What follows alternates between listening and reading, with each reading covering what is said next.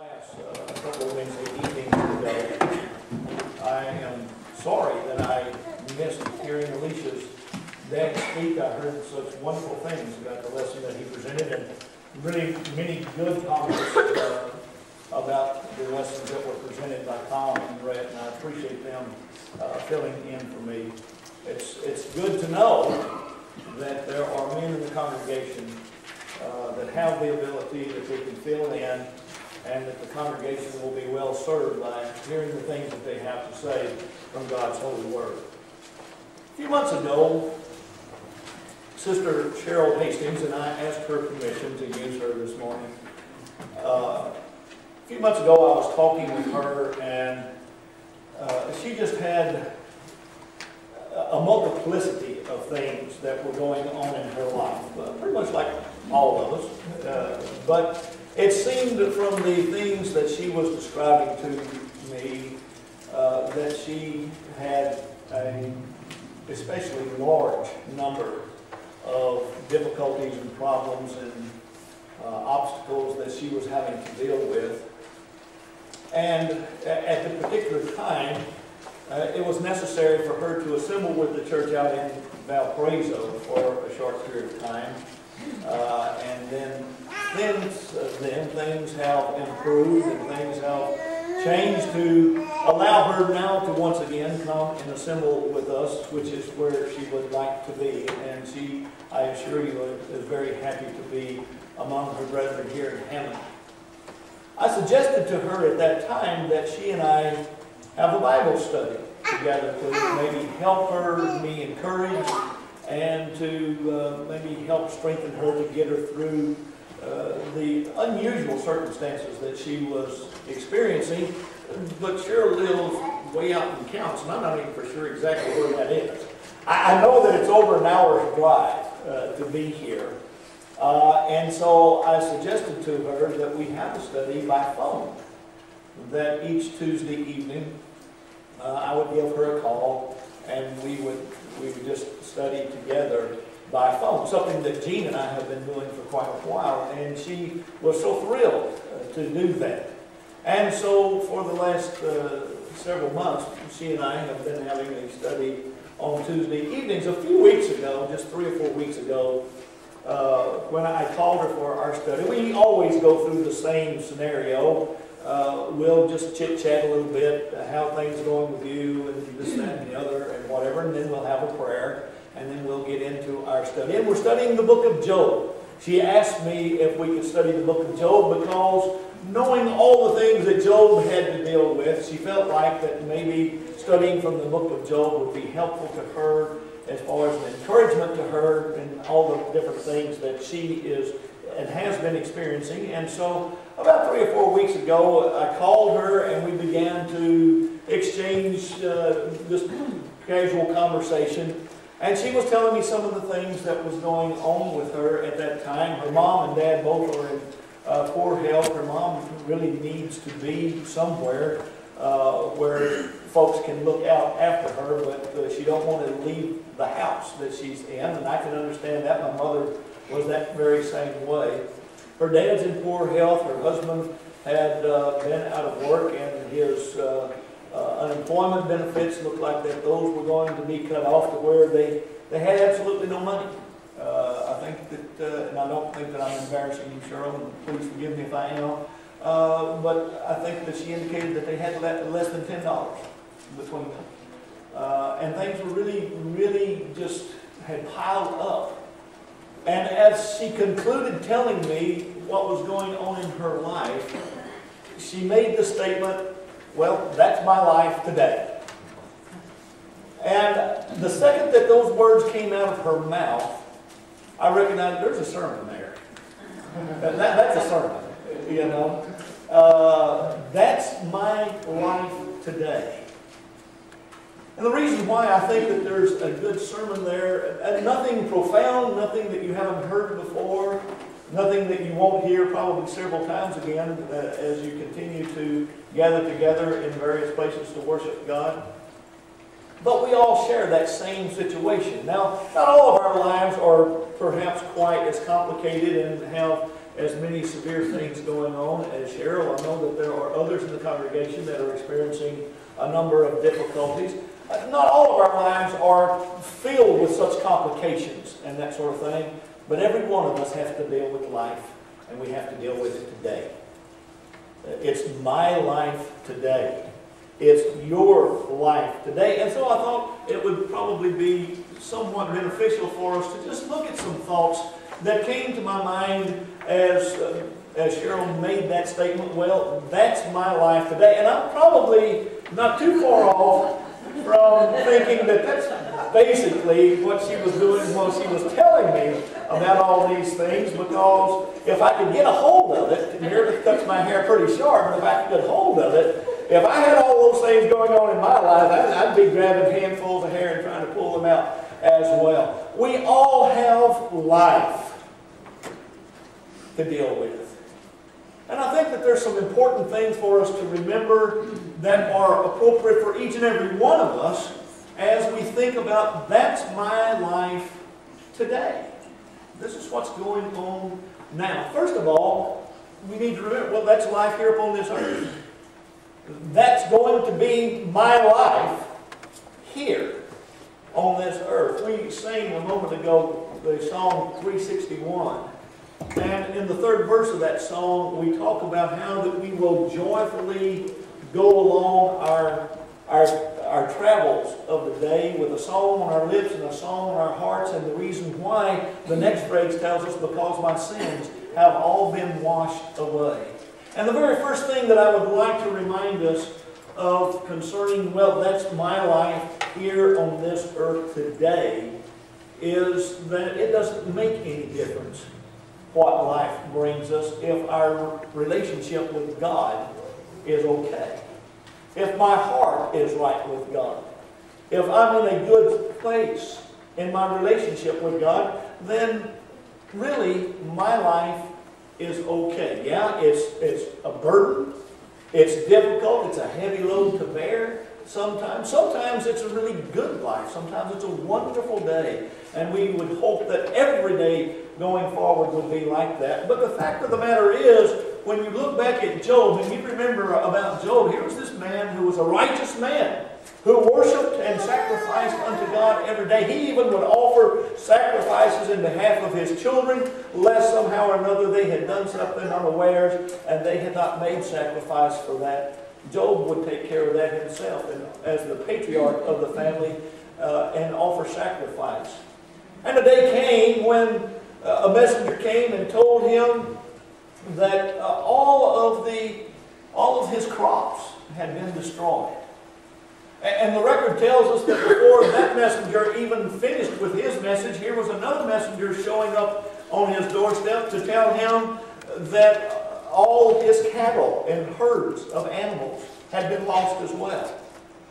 And if that wasn't enough, before that messenger even completed telling Job and giving him his message, here came another messenger to tell him that the house in which his sons and daughters were gathered together had collapsed on them and had killed them. His entire children, all of his children, had been lost and been killed.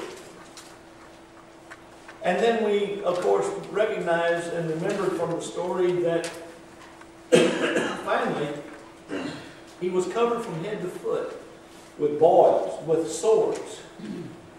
And it was just one thing on another, and Cheryl and I talked about that, how that it seems like somehow or another, why isn't it that when we are experiencing a really good day, that something else comes along that's even better, and something else comes along that's even better than that, and something else comes along even better than that? That don't seem to happen, but when something bad happens, it seems like that before that messenger is through, something else bad happens, and something else bad happens. And you know what? I don't really think that it is true that it always works that way. I think that there are plenty of days, if we would pay really close attention, that God just blesses us upon blessing, upon blessing, upon blessing, upon blessing.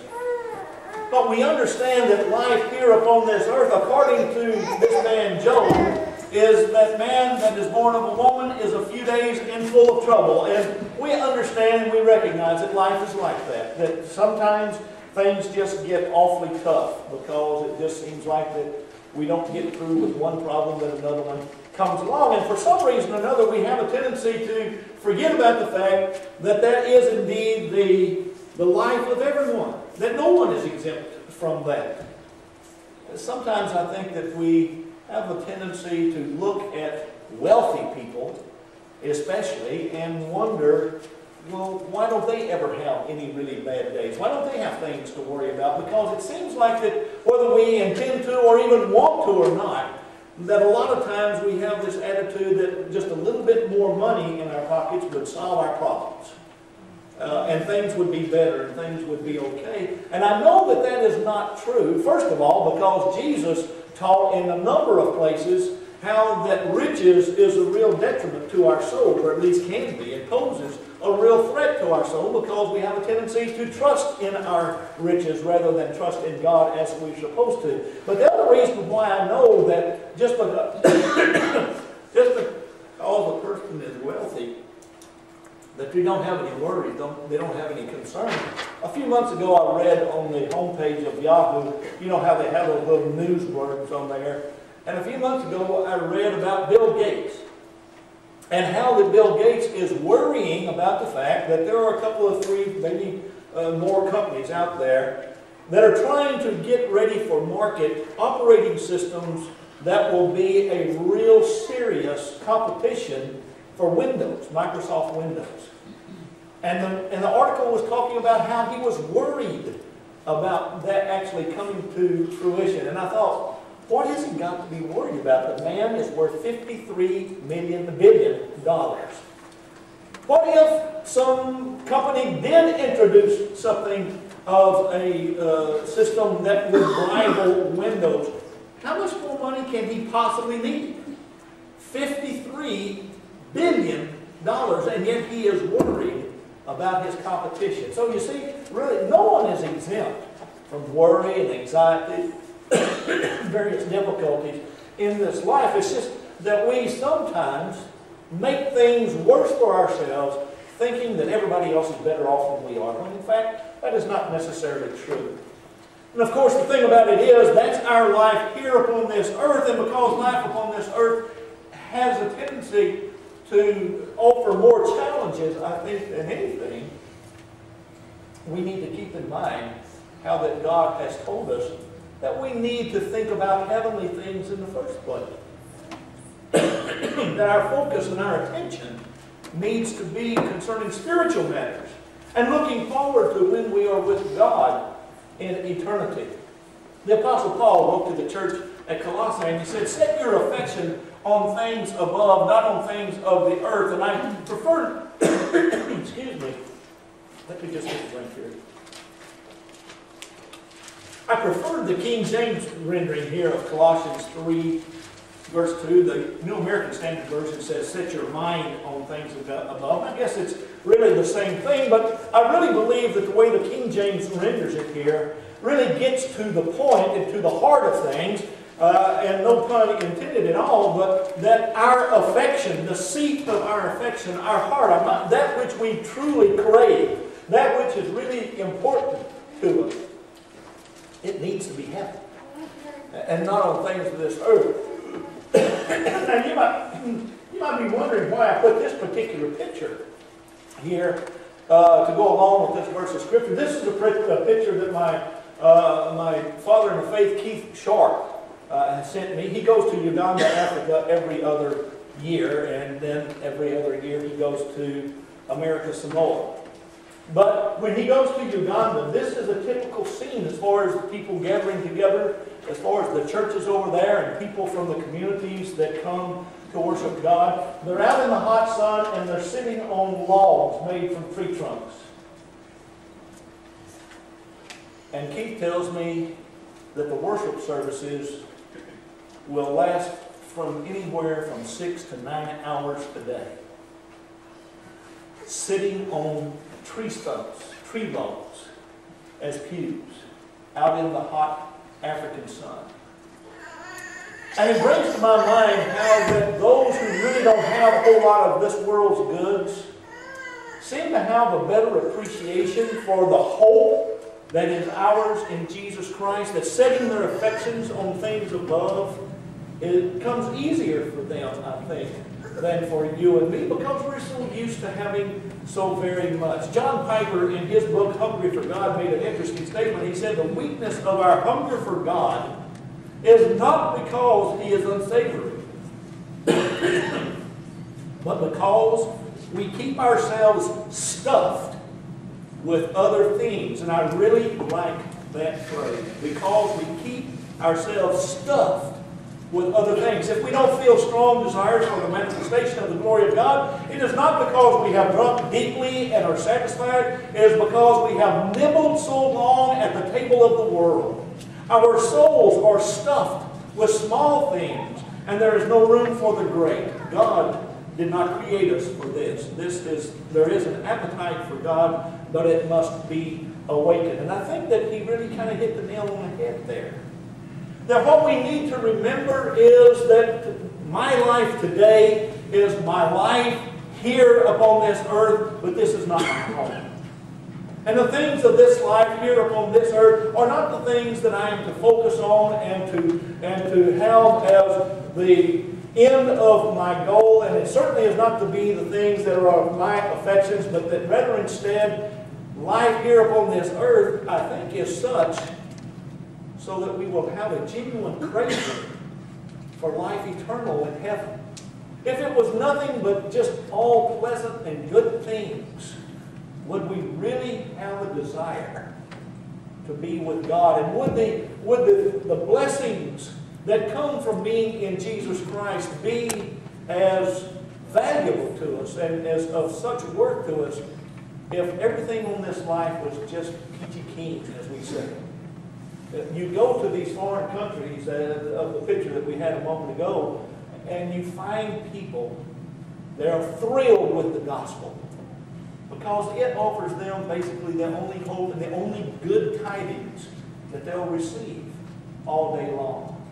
And so as we think about that song that we sang a moment ago, that all through my journeys I will joyfully journey each day. Rather than if today brings difficulties, that today is filled with challenges, that we can still praise God for His goodness. Because just as was the case with Job, you see, the problem with Job, he didn't know what was going on behind the scenes in heaven as far as Satan and God.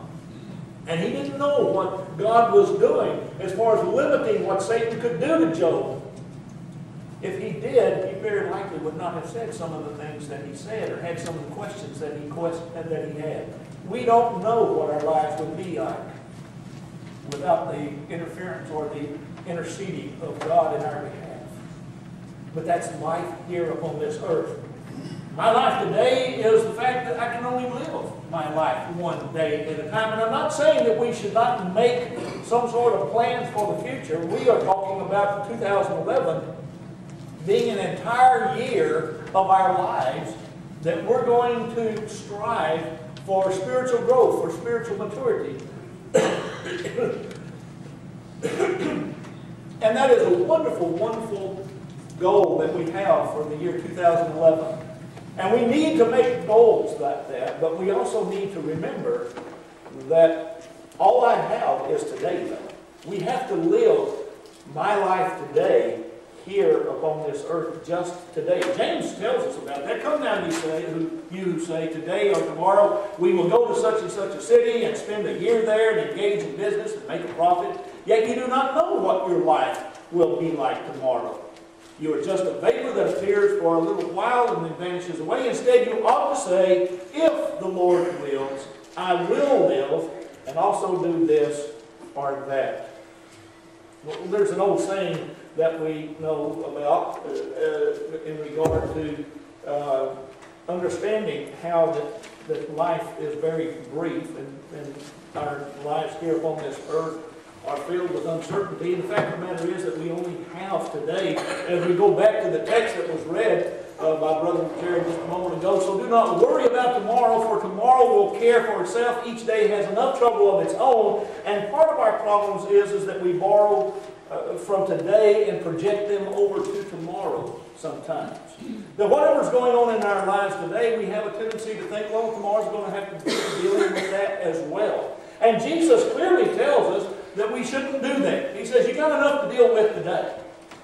Even if you're having a good day, you've got enough to deal with today, because even if it's good things that are happening to you today, then there is that time that you need to spend thanking God and praising Him for His goodness and worshiping Him. We have a song in our songbook, and I can't believe that Seth didn't know it, but he didn't know it, but I have given the words to it. I Know Who Holds Tomorrow is the name of the song. It's on page 463 in your songbooks. But it says, I don't know about tomorrow. I just live from day to day. I don't borrow from its sunshine, for its skies may turn to gray. I don't worry o'er the future, for I know what Jesus said, and today I'll walk beside Him, for He knows what is ahead. I don't know about tomorrow. It may bring me poverty, but the one who feeds the sparrow is the one who stands by me. And the path that be my portion may be through the flame or flood, but His presence goes before me, and I'm covered with His blood. Many things about tomorrow I don't seem to understand, but I know who holds tomorrow, and I know who holds my hand. We really need to keep the words of that song in the back of our minds from time to time. Because indeed, we don't really know what tomorrow is going to bring. All we have is today. We might think that this is going to be what happens tomorrow. We'll talk about that in just a moment. But we need to recognize that we need to deal with today. And let Jesus walk beside us. And let us hold on to Him. And not burden ourselves beyond that which we should by projecting over to tomorrow what's going on today. And that brings us to our third thought, and that is that today's circumstances do not guarantee what tomorrow is going to be like. Sister Cheryl told me, she said, Bill, I don't have enough money to put gas in the car to get to the assembly. And I told her, I said, Cheryl, I promise you, if you'll find a way to get gas in your car and come, I'll make sure that you have gas to get home. And she came. And I went to her, and I was going to fulfill my promise to her. And she says, you know what, Bill, thank you so much, but things have changed. God has blessed us. And my husband has gotten the unemployment. And it's just changed since I've talked with you. And that just reminds us that what's going on today does not necessarily mean that that's going to be going on tomorrow. Now, that might be good, it might be bad. We might be having a wonderful day today. That doesn't mean tomorrow that God is obligated to bless us with another wonderful day. On the other hand, we might be having the worst day of our lives today. And we might be basking in the sunlight of God's blessings tomorrow. We just don't really know. We have that saying that we sometimes say, here today, gone tomorrow. And that can either be a good thing or it can be a bad thing. But the thing about it is we need to recognize that we shouldn't count on tomorrow being any different from the day or being different from the day. We just should spend our time today dealing with today. Going back to James chapter 4, there are things that James reveals to us there that we need to keep in mind. First of all, he tells us about the uncertainty of life. A few weeks ago, it was announced about the Dan Warfel family. Dan and his wife, Dan's a preacher of the gospel, and he and his wife love to go on motorcycle rides out through the country. And they were on such a motorcycle ride a few weeks ago and had an accident, and Brother Warfel's wife was killed in that accident. I guarantee you, if they had any inkling of an idea that that was going to happen, they wouldn't have gone. But you see, that's our lives today. We don't know. We don't know. And I know that a lot of the young folks who hear sermons like this, and maybe even some of the older ones, think, oh, yeah, that's just preacher scare tactics, you know, you're just trying to scare us into obeying the gospel. No, I'm not. The fact of the matter is that there have been a lot of people who have died without supposedly any cause from the standpoint. It's not because of ill health or anything. It's just that they were in an accident or something like that, and they had absolutely no way of knowing that it was their very last day of life. That's the uncertainty of life, as well as the fact that we don't have any control over tomorrow. God tells us that. He tells us, since you can't control what happens tomorrow, you can't even control whether tomorrow shows up or not, then you should have an attitude that if it's the Lord's will, if God, who is in control of both today and tomorrow, if it is God's will, then I will do these certain things and whatever. Everyone who got on the luxury liner Titanic expected to dock in New York. And they got on that ship, having the builders and designers of that ship making the blasphemous statement that even God could not sink it. It was its maiden voyage. It had never sailed before. And it didn't finish its voyage. And 1,500 people perished when that ocean liner struck an iceberg. And it just reminds us that we have no control over what happens today in many instances. And we have no control at all over what is going to take place tomorrow, or even if there will be a tomorrow. And so, indeed, as James tells us, we just need to remind ourselves, if it's the Lord's will. I need to recognize in my life that God is in control of things.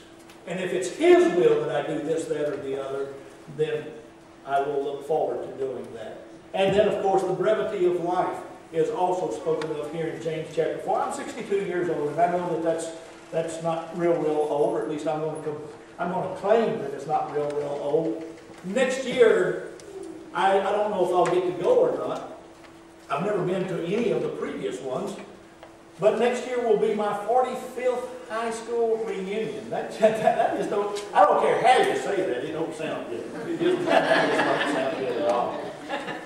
And Sister Wellman, I'm going to be able to say this because she's not here to give me a dirty look, but Sister Wellman, this whole last summer, I heard several times from her, she went back home to go to her 60th high school reunion. And I guarantee you, if you asked her, or if you asked me, if you asked my mother, if you asked our beloved Sister Easter, who is on the far side of 90 years of life here upon this earth, if you ask anyone, regardless of their age, they're all going to tell you the same thing. It just seems like yesterday. I'm surprised that it got here so quickly.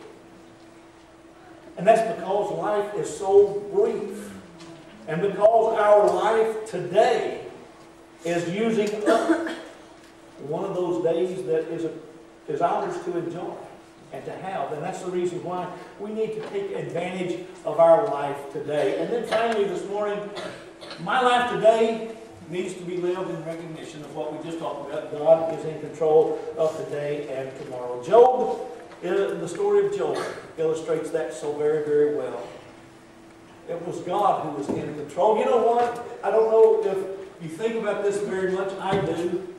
But everything that happens to me today is either going to be something that God purposely brought into my life or something that God allowed to be a part of my life today.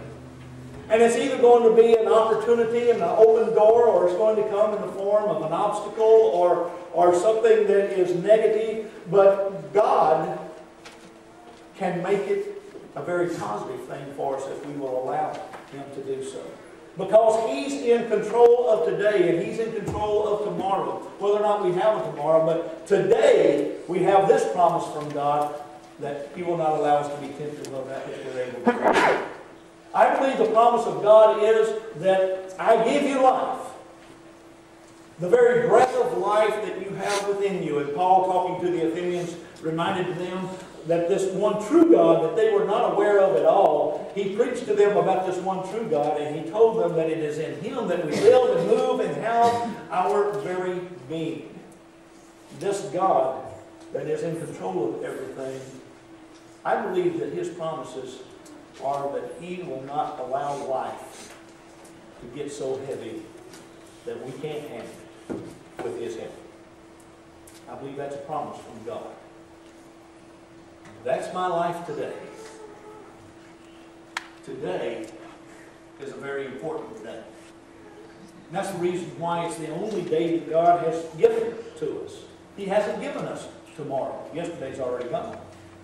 He has given us today. Not in the sense that this is the Lord's day and we are here assembled. He has given us today. And Paul, writing to the church at Corinth, reminded them that this is the day of salvation. That's why today is so important.